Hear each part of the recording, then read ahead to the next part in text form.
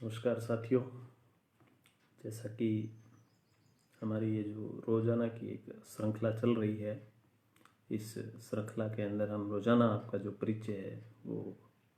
जो जामानी कवि हुए, जो जामानी विद्वान हुए, जो जामानी संत हुए, उनसे हम आपका परिचय करवा रहे हैं। और मैं उम्मीद करता हूँ कि निश्चित रूप से जो हमारी ये श्रृंखला है, यह श्रृंखला आपका जो ज्ञानवर्धन है उसमें सहायक सिद्ध होगी। और कहीं ना कहीं जो हमारी एक अमूल्य विरासत है संतों की और कवियों की, जो कहीं ना कहीं आज जिस परिचय की हकदार है, या आज जिस प्रकार से उन्हें एक सम्मान या एक परिचय समाज के अंदर मिलना चाहिए, वह परिचय और वो सम्मान अभी तक समाज के अंदर उन्हें नहीं है। तो हमारी ये जो श्रृंखला है, ये निश्चित रूप से आपका जो परिचय है वो उन जामानी कवियों से कुछ हद तक करवाने में शायद सहायक सिद्ध हो सकेगी। जब गुरु महाराज ने पंथ का प्रवर्तन किया था तो निश्चित रूप से पंथ के प्रवर्तन के समय हर जाति, हर वर्ण के जो लोग थे वो गुरु महाराज के संपर्क में आए। और बहुत से ऐसे ज्ञानवान लोग भी थे जो जिन्होंने गुरु महाराज के संपर्क में आए और गुरु महाराज के सानिध्य में आकर उन्होंने जो साहित्य सृजन है उसका जो कार्य है वो प्रारंभ किया। मैं थोड़ी सी पृष्ठभूमि आपको बता दूं कि जैसा मैंने आपको पूर्व की कुछ जो कहानियां हैं, कथाएं हैं, घटनाओं हैं, उनके अंदर मैंने आपको स्पष्ट किया था कि गुरु महाराज को जो ननिहाल है वो छापर द्रोणपुर था। और ऐसी जो कवियों की रचनाएं हैं, उन कवियों की रचनाओं में भी यह दिखता है कि गुरु महाराज के जन्म से पहले जो लोहट जी पंवार है और माता हंसा है, वो जब अकाल पड़ता है तब एक बार छापर द्रोणपुर भी जाते हैं। और बीच में जो दुगोली नाम का एक गांव है, दुगोली गांव में वो कुछ देर एक बार रात्रि विश्राम जो है वो अपने भाई है पूलो जी उनके पास में भी करते हैं। तो ये जो छापर और जो द्रोणपुर का जो इलाका है, इसी इलाके में लाडनू जो एक कस्बा है, उस लाडनू कस्बे के पास में एक कसुम्बी नाम का गांव है। उस कसुम्बी गांव के सामोर शाखा के एक बहुत ही विख्यात संत और कवि हुए जिनका नाम था तेजोजी चारण। अवस्था में ये गुरु महाराज से बड़े थे और कहते हैं कि ये जो उस समय जो मोहिल जो वंशी थे, जिन्होंने उस समय जो छापर और द्रोण पर जो राज किया करते थे, तो ये उनके पोड़पात बारठ थे एक प्रकार के। और ये उनकी प्रशंसा के अंदर जो उनके जो छंद है वो छंद और जो मरसिए हैं वो बड़े मशहूर हैं। तो वो जो तेजोजी चारण थे, कहते हैं कि उनकी जो उनके स्वयं का जो चारण समाज था, उस चारण समाज में और मोहिलों में और राठौड़ों में उनकी जो है वो बहुत बड़ी ख्याति थी। उनकी ख्याति का पता इसी बात से ही लगता है कि जो मोहिल साम्राज्य जो था, वहाँ के जो शासक थे अजीत सिंह, उनका जो है वो विवाह संबंध उन्होंने जोधपुर के राजा राव जोधा की पुत्री जो है राजाबाई, उसके साथ में उन्होंने ही जो है वो संपन्न करवाया था। इससे उनकी जो उस समय की ख्याति है, उस ख्याति के बारे में कहीं ना कहीं उनका हमें आभास होता है कि वो किस उस समय जो है वो तत्कालीन समाज के अंदर वो बहुत प्रसिद्ध थे। कहते हैं कि बाद में जब गुरु महाराज ने जब पंथ का प्रवर्तन किया, तो पंथ के प्रवर्तन के समय पूलो जी जब गुरु महाराज के पास में आए थे, अनेक इतिहासकारों ने और साहित्यकारों ने इस बात की आशंका व्यक्त की है कि जब पूलो जी पंथ में प्रविष्ट हुए थे तो पूलो जी के साथ ही जो तेजोजी चारण है वो भी उस समय गुरु महाराज से मिलने आए थे और गुरु महाराज से संवाद किया। और संवाद के बाद में जब उन्हें ज्ञान की प्राप्ति हुई, तो ज्ञान की प्राप्ति होने के बाद में उन्होंने जो है वो जामानी पंथ को स्वीकार कर लिया था। ये वो समय था जिस समय के अंदर जो मुस्लिम जो प्रभाव है, जो मुस्लिम प्रभाव उस समय का जो सबसे बड़ा एक पहलू है, जो आपको भक्ति धारा के जितने भी कवि है, मध्यकाल के जो कवि है, उनके अंदर आपको स्पष्ट रूप से मिलेगा कि किस प्रकार से जो मुस्लिम साम्राज्य है उनकी जो नीतियां थी, वो नीतियां कहीं ना कहीं इतनी दुर्दांत थी, इतनी कठोर थी, और वे जबरन जो है वो लोगों का धर्म परिवर्तन करवा रहे थे। तो उस समय के अंदर धर्म की ध्वजा लिए हुए वो जो मध्यकाल के भक्ति काल के जो कवि हैं वो खड़े हुए, और उन्होंने न केवल उस जो एक प्रकार की जो मुस्लिम धारा एक प्रवाहित हो रही थी उसको कहीं ना कहीं रोका, अपितु जो एक सनातन परंपरा थी, वो जो सनातन धर्म है उसकी जो ध्वजा है उसको कहीं ना कहीं दोबारा से फहराया था। तो तेजोजी चारण जो कहते हैं कि समाज के ये एक प्रमाणिक व्याख्याता माने जाते थे, अर्थात गुरु महाराज के ये साथ रहे, गुरु महाराज के भ्रमण काल के दौरान ये साथ में रहे, और जब तक इनकी उम्र और अवस्था का इन्होंने साथ दिया इनका, तब तक ये गुरु महाराज के साथ में रहे और गुरु महाराज की नीतियों, निर्देशों और सिद्धांतों के ये एक प्रकार के प्रमाणिक व्याख्या थे। और इनके बाद में जो प्रमाणिक व्याख्याता का पद है वो शायद उदोजी नैण को प्राप्त था, जो पहले महामाई के उपासक थे और बाद में गुरु महाराज की शरण में आए थे। तो ये तेजोजी चारण का एक जीवन परिचय है। और जामाणी समाज के अंदर इनको ख्याति जो है वो बहुत प्राप्त थी। एक विश्नोई समाज के अंदर एक लूर के नाम से कुछ कवियों की एक श्रृंखला प्रसिद्ध है। लूर अर्थात नूर, कि वे कौन कौन से व्यक्तित्व थे जिनको ज्ञान का प्रकाश हुआ, जिनको ज्ञान के उस प्रकाश से उनका जीवन आलोकित हुआ। तो वो जो लूर है, उस लूर के अंदर इनका जो स्थान है तेजोजी चारण का, वो 15वां स्थान है। भक्त कवि हीरानंद ने जो हिंडोलनो लिखा उसमें जो तेजोजी चारण का स्थान है वो 75वां स्थान है। और जो भक्तारी भक्तमाल लिखी गई है उसमें इनका 33वां स्थान है। तीनों ही रचनाओं के अंदर तेजोजी चारण अपना एक विशिष्ट स्थान रखते हैं। इससे ज्ञात होता है कि तेजोजी चारण जो है वो जामणी समाज के अंदर उनकी कितनी ख्याति थी। ऐसा भी प्रसिद्ध है कि गुरु महाराज ने जब पंथ का प्रवर्तन किया था, तब से लेकर और कालांतर में जब वो अपने जो जन उपयोगी और समाजोपयोगी कार्य कर रहे थे, तब जो उनकी एक छवि थी वो एक बहुत बड़े समाज सुधारक के रूप में थी। लेकिन उनको सर्वप्रथम बार किसी ने अगर विष्णु की उपाधि दी थी तो वो तेजोजी चारण ही थे। अनेकों लोग जो है वो उस समय जो गुरु महाराज को एक समाज सुधारक, एक संत के रूप में, एक कवि के रूप में जो है वो उनको मान रहे थे। लेकिन सर्वप्रथम तेजोजी चारण ने ही दुनिया को और तत्कालीन जो समाज था उस समाज को इस बात के लिए चेताया कि आप जिस व्यक्तित्व को संत मान रहे हो वह केवल संत नहीं है, बल्कि वह जो परम पिता परमेश्वर है, विष्णु है, वह स्वयं ही तुम्हारे सामने प्रकट हुआ है, उसको जानो और पहचानो। जब विलोजी महाराज के जीवन परिचय के बारे में मैंने आपको बताया था, तब मैंने आपको बताया था कि उनकी एक बहुत ही प्रसिद्ध कथा है, कथा जैसलमेर की, कि किस प्रकार से जो रावल जेतसी है वो जैतसमंद तालाब का निर्माण करवाते हैं। और जैतसमंद तालाब का निर्माण करवाने के बाद में उनके मन में ये इच्छा होती है कि वो जैतसमंद तालाब का जो प्राण प्रतिष्ठा है उसका जो उद्घाटन है वो गुरु महाराज से करवाएं। तो वो अपने एक प्रधान जो उनका मंत्री होता है उसको गुरु महाराज के पास भेजते हैं कि वो जाकर उनसे निवेदन करे कि वे प्राण प्रतिष्ठा कार्यक्रम में पधारें। तो गुरु महाराज उस प्रधानमंत्री के माध्यम से ये आश्वासन चाहते हैं कि भाई मैं आ तो जाऊंगा, लेकिन वहाँ पर अनेकों जो है वो पंडित लोग होंगे, काजी मौलवी लोग होंगे, और वो अपने अपने हिसाब से जो है वो व्याख्याएं करेंगे। लेकिन मैं वहाँ पर आऊँगा तो आपको मुझे कुछ वचन जो है वो देने पड़ेंगे, जो मेरी बात है वो आपको माननी पड़ेगी। तब कहते हैं कि रावल जेतसी ने उनको वचन दिया था कि जैसा आप कहेंगे वैसा ही होगा। तब विलो जी ने बहुत ही सुंदर जो है वर्णन किया था कि किस प्रकार से जो तकरीबन 325 ऊँटों पर सवार होकर वो उस समय जब जैसलमेर की तरफ प्रस्थान कर रहे थे, तो एक वासनपी नाम से एक गांव है, वहाँ गांव के अंदर उन्होंने कुछ देर के लिए विश्राम किया था। तो वासनपी ग्राम के अंदर उनको एक जो एक चरवाहा है, एक ग्वाल है, जाट जाति का एक ग्वाला है, वह ग्वाला मिलता है। और वो जो उन जो जो जात्री है जो उनके साथ में आ रहे होते हैं उन सभी से एक प्रश्न करता है कि भाई आप कौन लोग हो, किस पंथ को मानने वाले लोग हो, और तुम सभी ने जो है अपने बाल क्यों कटवा रखे हैं। तो इस प्रकार की जो वो एक बहुत ही प्रसिद्ध जामानी साहित्य के अंदर एक संवाद है कि एक जो जाट जो ग्वाला है उस ग्वाले के प्रश्नों का उत्तर है वो सबसे पहले तेजोजी चारण ही देते हैं। तेजोजी चारण जो है वो सर्वप्रथम आगे प्रकट होकर इस बात को स्पष्ट करते हैं कि हम वो लोग हैं जिन्होंने अभी तक परमात्मा को नहीं पहचाना था, जिन्होंने अभी तक ज्ञान को नहीं पहचाना था, और जिन्हें अभी तक इस बात का आभास नहीं था कि वे अपना जीवन है वो किस प्रकार से यापन कर रहे हैं। अब चूंकि हमें जो है वो परम जो सत्ता है उसका सानिध्य मिल गया है, और अब हम परम सत्ता के सानिध्य में जो अपना जीवन है उसको हम सार्थक कर रहे हैं। तो वो एक जो एक संवाद का माध्यम होता है, वो जो जाट ग्वाला होता है वो ये कहता है कि यहाँ तो जो लगभग जो एक ग्रामीण समाज है, इस ग्रामीण समाज के अंदर लोगों को भरा पूरा बोलना भी नहीं आता। लोग या तो हूँ करके बोलते हैं या फिर तू करके बोलते हैं। तो ऐसे लोगों का सुधार कैसे हो सकता है। तब तेजोजी चारण ने कहा था कि वही लोग जो केवल हूँ करके बोलते थे या तू करके बोलते थे, उन्हें गुरु महाराज ने जी करके बोलना सिखा दिया है, अर्थात जो मध्यम थे उनको उत्तम किया है। ये जो एक जो गुरु महाराज का मानव उपयोगी कार्य था, जो मानव समाज के लिए कल्याण का कार्य था, इसको बाद में कालांतर में अनेक साखियों के अंदर स्पष्ट किया गया कि मध्यम ते उत्तम किया,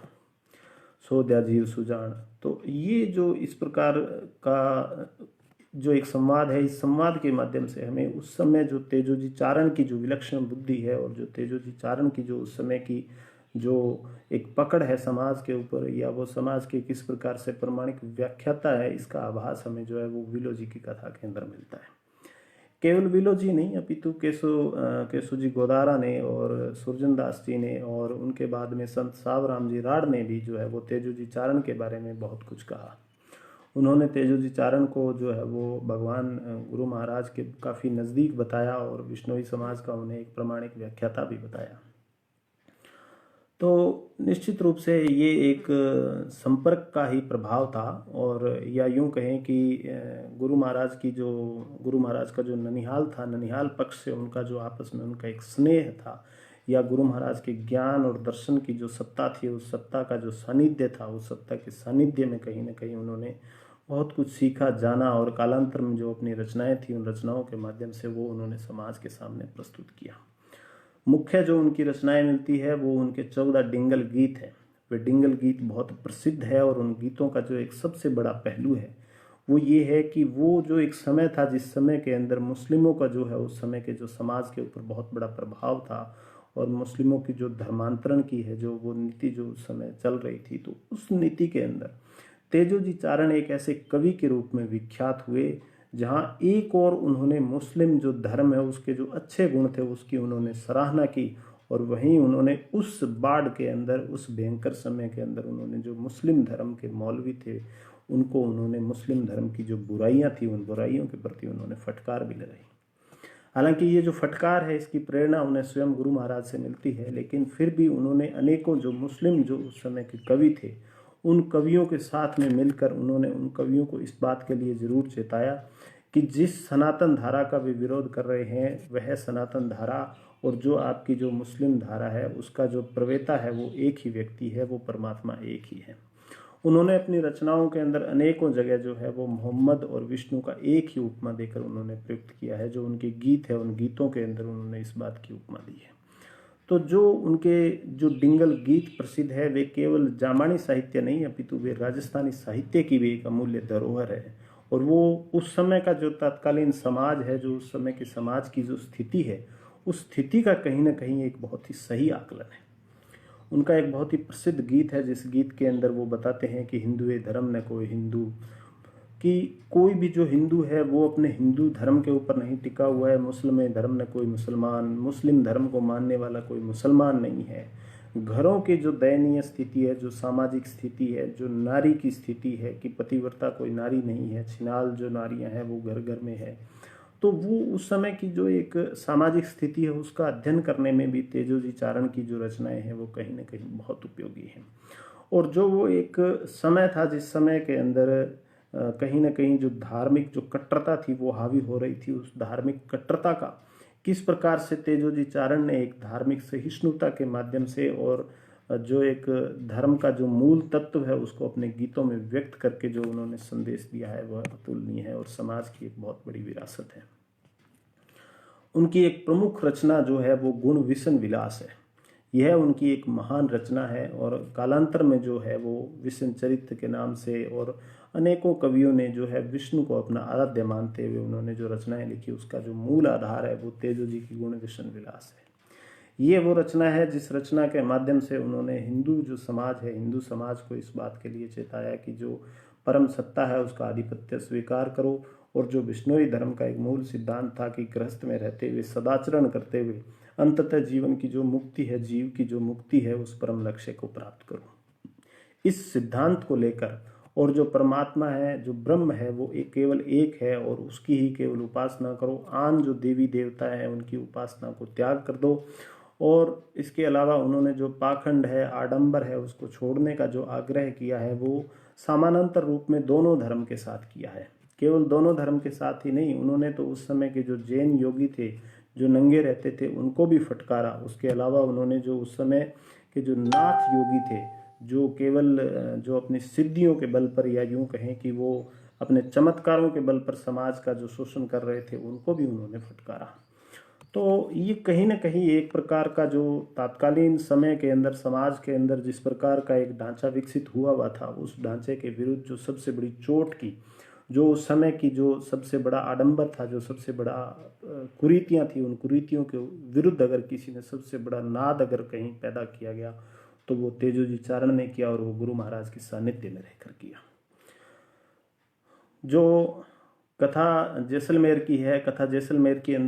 कथा के अंदर जिस प्रकार के जो संवाद है, वे संवाद आपको जो विलो जी की जो पुस्तक है, विलो जी की जो वाणी है, उस पुस्तक के अंदर भी आपको पढ़ने को मिलेंगे कि कितनी जो एक स्पष्टता है, वो स्पष्टता उस समय तेजोजी चारण के विचार जो प्रवाह है, जो उनकी भाषा है उसके अंदर है, और वो किस प्रकार से जो गुरु महाराज के जनोपयोगी और मानवोपयोगी कार्य है उनको उस जाट जो ग्वाल है उसके सामने स्पष्ट करते हैं। उनकी जो साखी है वो साखी भी मिलती है और उनके हरजस भी मिलते हैं। ये जो साखी और जो हरजस है, इसकी जो क्रमशः बाद में एक बहुत लंबी परंपरा चली, जो गुरु महाराज के सानिध्य में जितने भी भक्त और संत और कवि हुए, बाद में उन्होंने क्रमशः कालांतर के अंदर अनेकों साखियों की और हरजस की रचना की। साखियाँ मूल रूप से दो प्रकार की कही गई, एक कणा की और एक छंदा की साखी कही गई। कणा की साखियां वे है जिनके एक एक कण में एक अलग अलग भाव होता है, एक एक पंक्ति के अंदर एक अलग अलग भाव होता है। और छंदा की जो साखियां हैं, वो जो छंद की साखियां हैं, वे छंद के रूप में कही गई, 2, 4, 6 या 8 छंदों के रूप में वो साखियां कही गई। मूल रूप से जो सभी साखियां हैं, उन साखियों का जो भाव था वो एक प्रकार से साक्षी भाव था, अर्थात परमात्मा के प्रति जो उनका साक्षी भाव है, जीवन के प्रति जो उनका साक्षी भाव है, दुनिया में जो घट रही घटनाएं हैं उन घटनाओं के प्रति जो उनका साक्षी भाव है, व्यक्ति की जो इंद्रियों की दुर्बलता है उस दुर्बलता के प्रति जो उनका साक्षी भाव है, वो जो सभी जो साक्षी भाव है वो उन्होंने साखियों के अंदर व्यक्त किया। तो ये तेजोजी चारण, जिन्होंने अपने साहित्य सृजन से, अपनी जो साहित्य धारा है उससे, और अपनी जो अनन्य भक्ति है, अपनी जो अनन्य निष्ठा है, इस निष्ठा की जो उन्होंने परिचय दिया, और उससे न केवल उन्होंने जो बिश्नोई पंथ है उसको एक बहुत बड़ा साहित्यिक रूप से सबल माध्यम प्रदान किया, अपितु उन्होंने जो कालांतर के अंदर जो भक्ति की एक धारा बही, उस भक्ति की धारा का भी उन्होंने सूत्रपात किया था। तो निश्चित रूप से तेजोजी चारण जो है वो एक जामानी कवियों के अंदर एक बहुत ही श्रेष्ठ स्थान रखते हैं, और जो उनका श्रेष्ठ स्थान है वह तभी कायम रह पाता है जब हम उनको ज़्यादा से ज़्यादा पढ़ें और जब हम उनको ज़्यादा से ज़्यादा जानें। उनके जो गीत हैं उनके मैं कुछ छोटे छोटे प्रसंग आपको मैं बता रहा हूँ कि उत्तम पंथ पर कोई गुरु को जानने वाला ही चलता है, ऐसे वेदों को जानने वाले भी इस दुनिया में कहते हैं। उनका मूल रूप से इशारा था कि व्यक्ति अपने बाह्य आडंबर को जो है वो ढोता है और अनेक ग्रंथों का ज्ञान है वो होने का दावा करता है, और उस प्रकार से ज्ञान को कहता तो है लेकिन ज्ञान के ऊपर चलता नहीं है। मुसलमान धर्म पर कोई मुसलमान नहीं चलता और न ही कोई हिंदू हिंदू धर्म पर चलता है। विष्णु भगवान के अवतार कच्छप वरा निकलंक की पहचान किसी किसी मनुष्य को होती है। पवित्रता धर्म का पालन करने वाली स्त्री भी कोई कोई होती है। कुबुद्धि और कुलक्षणी अधिक घरों में बैठी है। सुबुद्धि जाति का चिराग और परिवार का नाम रोशन करने वाला तो कोई विरला ही है। वर्तमान में न कोई एकादशी का व्रत करता है, न ही कोई रोजा रखते हैं। ज्ञान को प्राप्त करना कठिन है, हर कोई अपना धर्म छोड़ चुके हैं और न ही कोई सच्चा मुसलमान है। ये जो मैंने आपको पूर्व में बताया था, ये उनके एक गीत की एक पंक्तियां है जिसके अंदर उन्होंने कितना स्पष्ट किया था कि मुसलमानी धर्म कोई नहीं मुसलमान, हिंदुए धर्म न कोई हिंदू, काच नवाच निकलंग नर को लहो, नारी का पतिव्रता सती का। ये इन पंक्तियों के माध्यम से उन्होंने जो है कि न केवल उस समय के जो तत्कालीन जो समाज सुधारक होने का या जो धर्मगुरु होने का दावा कर रहे थे उनके ऊपर उन्होंने एक प्रकार की चोट की, अपितु जो एक भोला भाला एक जो कृषक समुदाय का था उसका भी धर्म की दृष्टि से, अध्यात्म की दृष्टि से और दर्शन की दृष्टि से, आचार विचार की दृष्टि से उन्होंने एक मार्गदर्शन भी किया। जगह जगह उन्होंने जो परमात्मा विष्णु है, विष्णु का स्मरण करने पर ही उन्होंने बल दिया, और जो एक प्रहलाद पंथ की जो एक अवधारणा है जो जामानी साहित्य के अंदर आजकल जो जिस प्रकार से कुछ विचारक जो है वो प्रहलाद पंथ की जो एक विचारधारा है उसको कहीं न कहीं स्वीकार करते हैं या कालांतर में बाद में उत्तरवर्ती कवियों की इसे कल्पना मानते हैं, तो उनके लिए ये एक बहुत अच्छा संदेश होगा कि वे तेजोजी चारण को पढ़ें और जानें कि स्वयं गुरु महाराज के जीवन काल में ही स्वयं गुरु महाराज के दृश्यमानता में ही जब पंथ का प्रवर्तन हो रहा था, उस समय ही जो प्रहलाद पंथ की जो एक विचारधारा ही है, उस समय से ही बलवती है, न कि ये बाद की है। और एक जो दूसरी बात और है, वो तेजोजी चारण ने एक प्रकार से जो विश्नोई पंथ है, उस विश्नोई पंथ के लिए भी बहुत चेतावनी सूचक बातें उन्होंने लिखी है। सर्वप्रथम जो उन्होंने लिखा था कि जो 5 से वर्ष बड़े दिन पंच पंथ पसलाद को ता तल्य दौर तप तेजा। ये उन्होंने विश्नोई पंथ के लिए भी लिखा कि 500 वर्ष तक जो है वो ये पंथ फलेगा फूलेगा, और उसके बाद में जो है वो बहुत बड़े तप और बहुत बड़े तेज के बल पर ही इस पंथ को जिंदा रखा जाएगा। खरतर खंडाधार अर्थात जो कालांतर में जो इस धर्म का अनुसरण करने वाले लोग होंगे, उनके लिए एक प्रकार से ये खांडे की धार पर चलने जैसा होगा। उनकी जो एक प्रसिद्ध रचना जो उनकी साखी है, सांच तू मेरा साईं और न दूजा कोई, जिण आ उमती उपाई सिरजन हारा सोई, सांचा सेती सन्मुखी दुश्मना सेती दोई, खालक सो छाणे कित रहिए छिप जाई, करता न सूझे सर्ब उपाई, की का मई बावो की का बहनर भाई।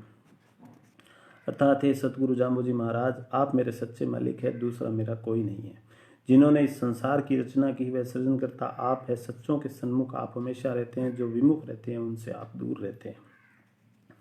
मालिक से कुछ भी छिपा हुआ नहीं है और उनसे छिपना भी नहीं चाहिए। स्वामी को सब सूझता है, उसे सब उपाय मालूम है। ये सांसारिक माँ बाप बहन भाई किसके हैं, सब अपने देखते हुए चले जाएंगे, किसी को यहाँ रहना नहीं होगा।